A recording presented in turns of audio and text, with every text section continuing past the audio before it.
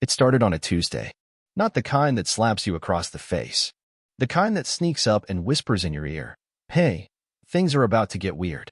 I was packing my son's suitcase for his weekend at my sister's, one of those rare moments when the house felt calm, like we weren't one awkward silence away from a marital Cold War.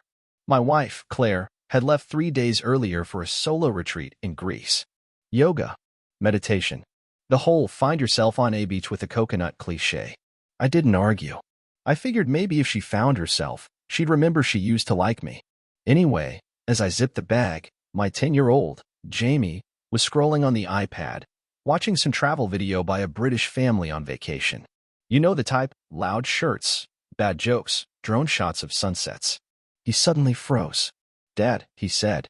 The kind of dad that sounds more like a question than a word. I looked up. He was pale. "You okay?" He turned the screen to me. "Isn't that Mom?" There she was, clear as day, in the background of a clip taken near the Acropolis, arms around a man I'd never seen before, laughing like she'd never had a single worry in her life. She leaned in and kissed him. Now, I don't mean a friendly peck, or the European two-cheek courtesy. I mean full send, middle of the street, no concern in the world type of kiss. I stared. Jamie stared at me. "Is she cheating?" he asked. And I swear to you, I felt my brain hit the brakes so hard it stalled. Not because I didn't suspect. Not because I hadn't felt the distance in our marriage like a draft under a locked door. But because of how I found out. Not a text. Not a phone call. Not even the classic credit card charge that doesn't add up. No. I got hit with a random British tourist vacation vlog. I watched the video again that night. And again. And again. Paused. Rewound. Zoomed. Not because I didn't believe what I was seeing, but because I wanted to be sure this wasn't just betrayal. It was performance. She looked happy. And I don't mean the kind of happy you slap on for Facebook photos. I mean free, like someone who had left her wedding ring in a sock drawer and never looked back. Claire was smiling like she hadn't smiled in years. Certainly not at me. And the guy? Well, he looked like a travel influencer who moonlighted as a homewrecker. Tan, linen shirt, smug face. I didn't recognize him, but Google did. A quick reverse image search on his face. "Thank you," screenshot. Led me to his Instagram at WanderWithRico. First of all, if you voluntarily call yourself Rico and you're not a pirate or a parrot, I already don't like you. But this guy? Oh, he was proud. His profile was full of dreamy quotes about living your truth and sharing your journey with someone who sees your soul. And in post after post, there she was, Claire, wearing the sundress I bought her last Christmas, wrapped around him like she was a throw blanket on a chilly night in Santorini. He captioned one photo, "My heart is finally home." The location tag? Our secret cove. And let me tell you, nothing screams secret quite like 22,000 likes and 3 hashtags about spiritual rebirth. I didn't get angry. Not yet. Anger requires surprise.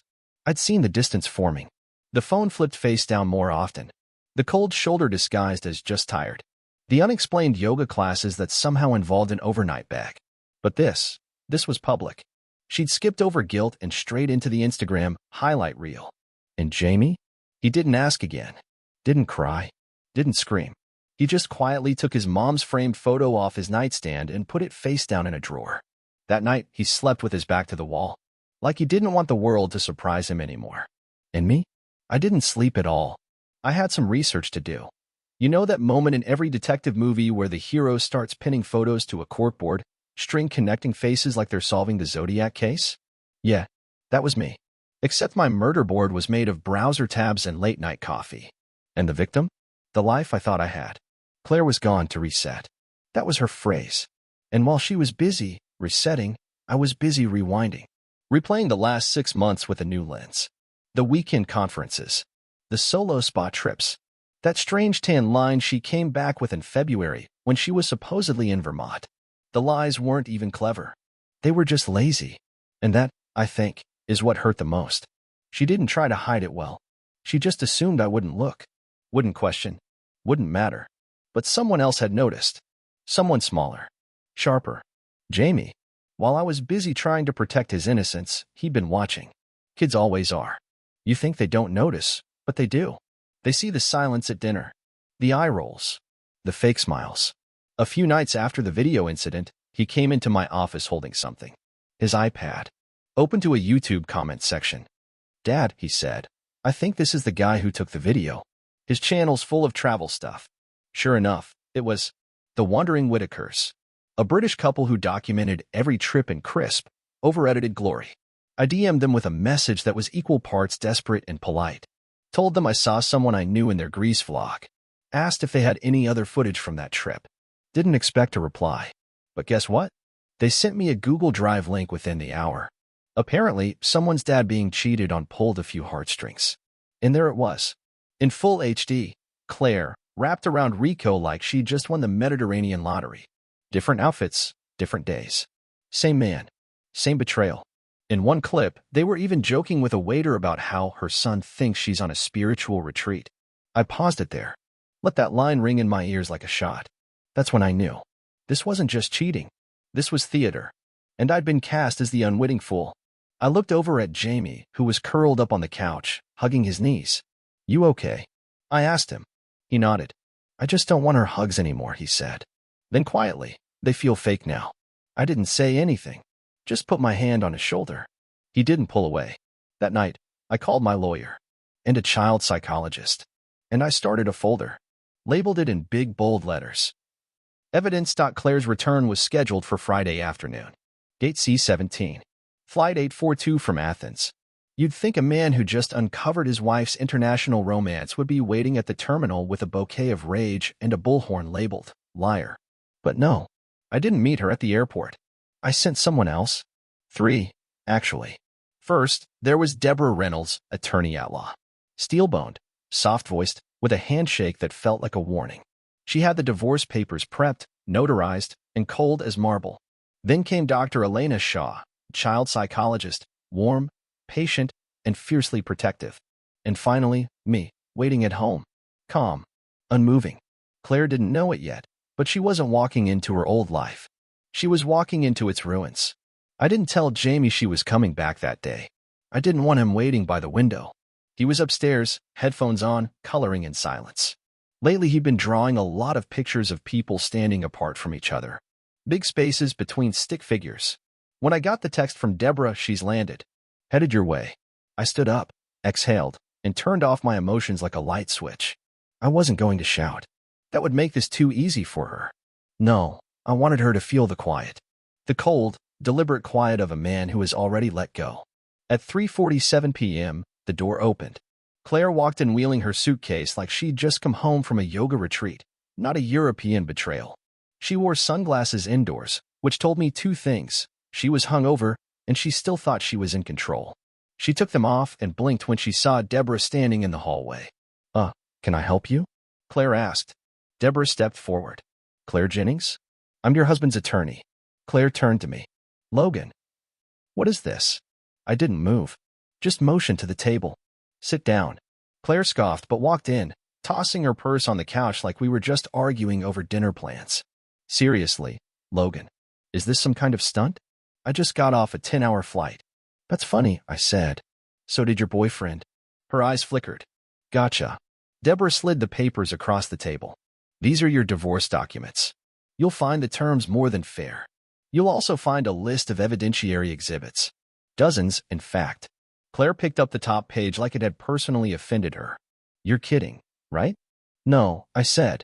But I'm glad to see you're still capable of acting surprised. Her hands trembled slightly. That was new.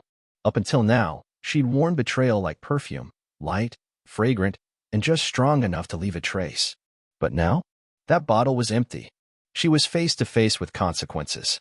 You went through my stuff, she said, voice sharp. No. You left your affair lying around like dirty laundry.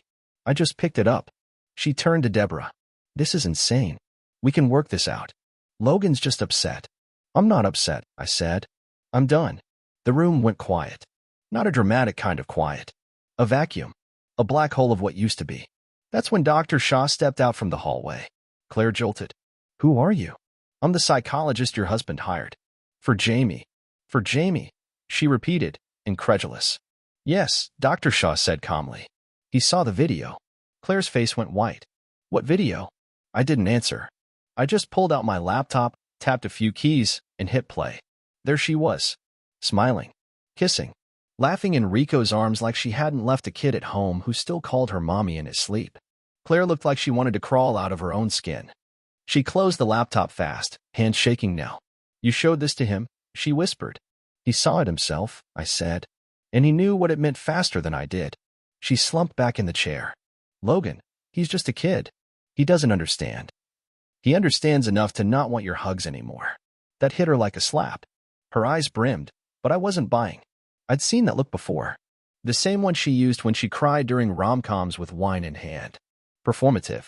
Convenient. "You don't have to do this," she said, her voice soft now. "We can go to therapy. We can fix this." I shook my head. "You booked a one-way trip out of this marriage the second you made our son collateral." Deborah stood.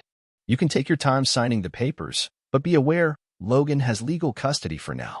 A judge will review this video, among other things.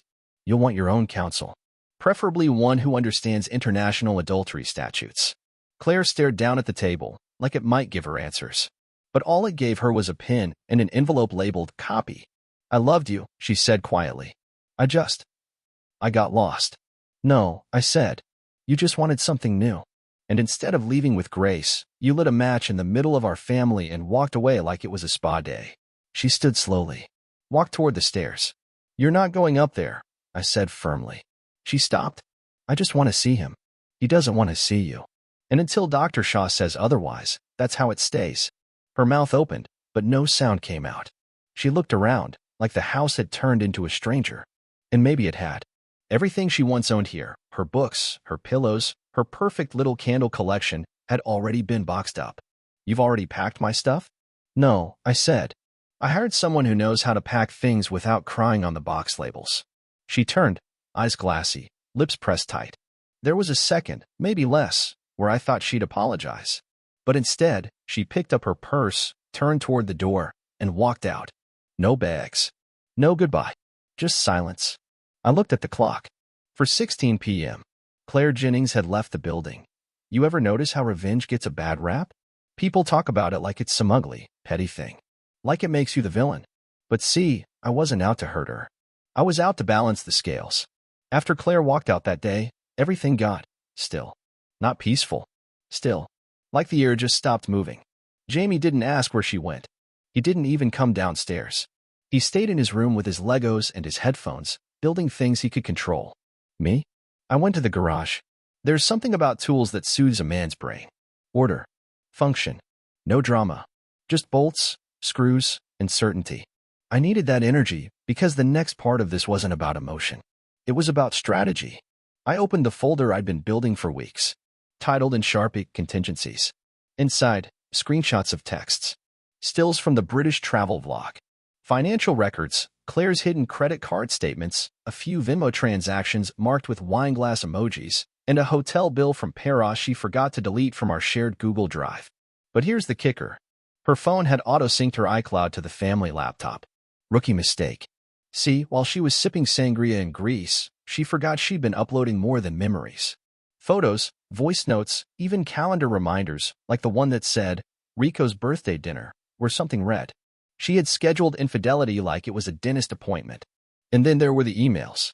I'd found one from Rico, sent 3 weeks before she left, detailing their long-term plan. A real modern Romeo.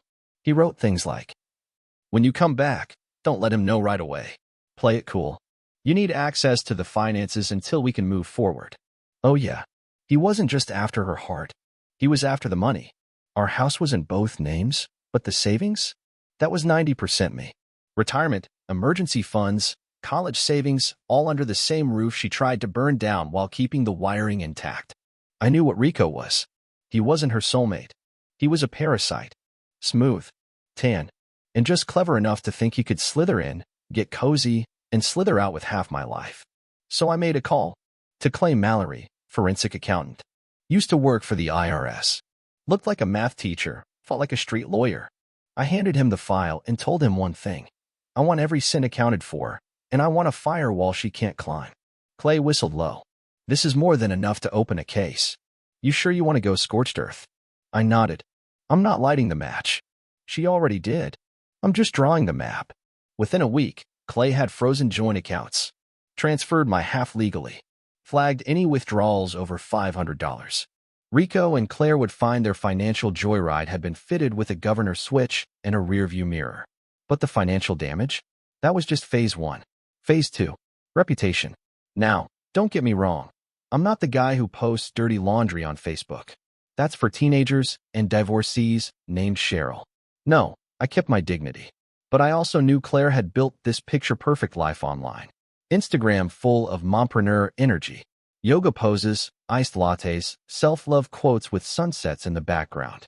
Her side hustle was lifestyle coaching, helping other women align their inner truth.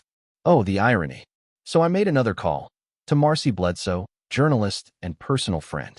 She'd been working on a story about authenticity in influencer culture.